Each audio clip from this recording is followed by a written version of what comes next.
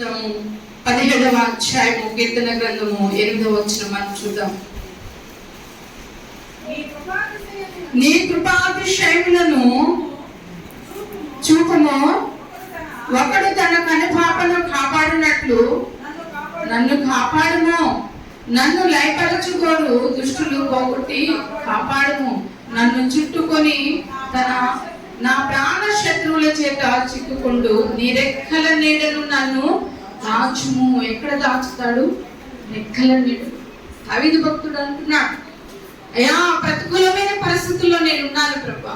మామ చేత తరవబడ్డాడు, శత్రు సమూహం చేత తరవబడ్డాడు, బిడ్డల చేత భయంకరమైన పరిస్థితి. కానీ ఎవరిని ఆశ్రయించాడు? దేవుణ్ణి.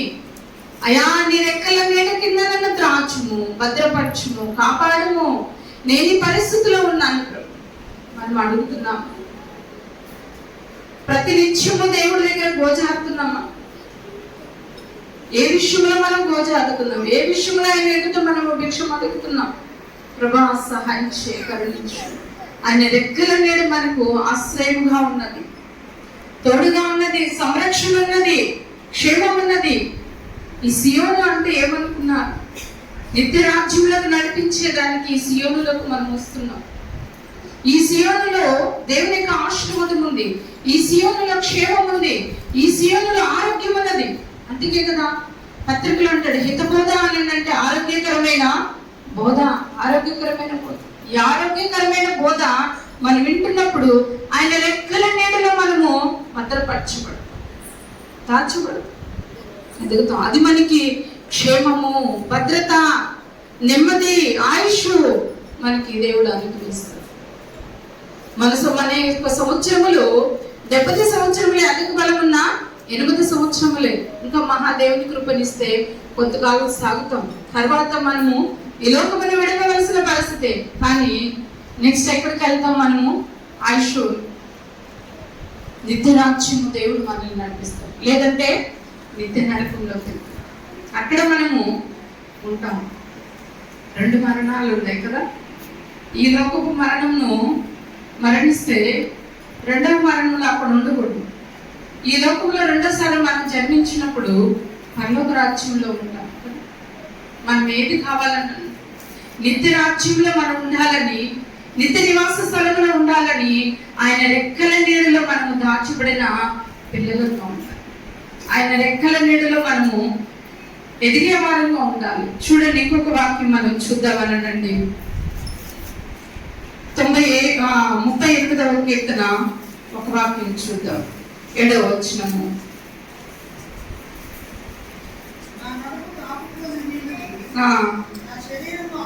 నా నడుము తాపముతో నిండి ఉన్నది, నా శరీరములో ఆరోగ్యము లేదు.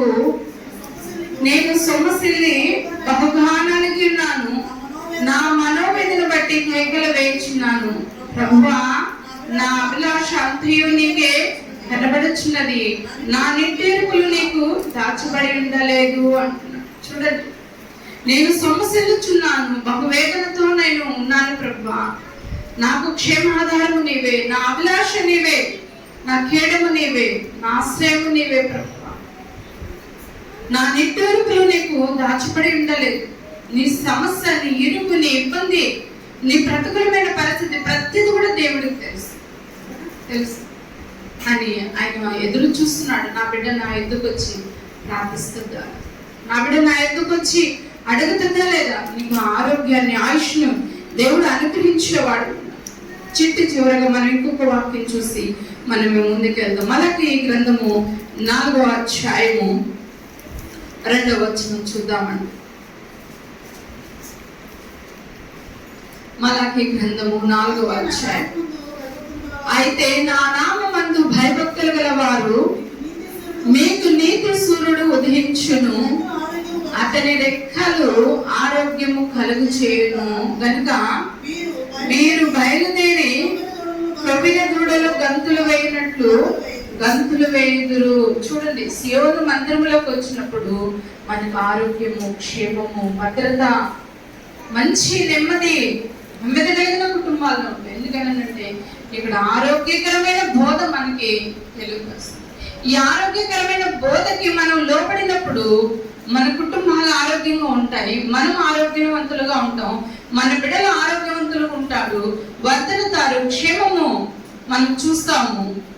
నీకేది అక్కడగా ఉన్నదో, నీకేది అవసరంగా ఉన్నదో, అది ఉద్యోగాల విషయాల్లో కావచ్చు, మ్యారేజ్ విషయంలో కావచ్చు, కుటుంబంలో నెమ్మది కావచ్చు, సమాధానం కావచ్చు, ఆరోగ్యం కావచ్చు, ఇంకేదైనా కావచ్చు, నువ్వు వాక్యానికి లోబడినప్పుడు, దేవుడికి లోబడినప్పుడు మరి దేవుడి క్షేమాన్ని అనుగ్రహిస్తాను. వాగ్దానం చేసిన వాడు ఎంతైనా ప్రభువు నమ్మదగిన వాడు. మనం మరణించేంత వరకు నమ్మదగిన వాడు, ఆయన వచ్చేంత వరకు నమ్మదగిన వాడు. కాబట్టి మరి మనం అట్టి విషయంలో మరి ఆయనకు లోబడి బలపడి మంచి హితబోధన మనం అంగీకరించి లోబడి బలపడి ఆశీర్వదింపబడిన సంఘముగా ఉండాలని మరి వాక్యం సెలవిస్తుంది. ఇటు వాక్యము ప్రభు మన యొక్క వెలుగుల్లో దేవుడు దీవించుగా ప్రార్థన చేసుకున్నాము. మహాపరిశుద్ధుడా, జీవాధిపతివైన తండ్రి, మీకే వందనాలు, స్తుతులు, స్తోత్రాలు ప్రభా. నీ వాక్యంతో నాయన తల్లి ఇంతవరకు మాట్లాడిన విధానం పట్టి స్తోత్రున్నాయి. వాక్యానికి లోబడి జీవించే వారు ఉండేటప్పుడు అటు కృపని ధన్యతని దాయిచ్చేయమని అడుగుచు ఇటు అవకాశం ఇచ్చినందుకు నా తండ్రి మీకు కృతజ్ఞతలు తెలియపరుస్తున్నాం. తండ్రి దైవ సేవకుడు వందనాలు తెలియపరుస్తున్నాం ప్రభా. ఈ వాక్యాన్ని నీరు కట్టి ఫలింపచేయండి. సెకండ్ వర్తమానంలో నా ప్రభా నీ బిడ్డతో ఏం మాట్లాడుతున్నారు, వెనుకల చెవుల్ని, గ్రంథుల హృదయాన్ని, అర్థం చేస్తున్న మనసుని, వివేచన జ్ఞానాత్మను మాకు అందరికీ దాయిచ్చేయమని అడుగుచు వేడుకుంటూ నీ బిడ్డ పక్షాన్ని కూడా మీరు ఆయన నిలబడి ముందుకు నడిపించండి. యెహోవా నామమున ప్రార్థన చేసి వేడుకుంటున్నాం తండ్రి, ఆమేన్.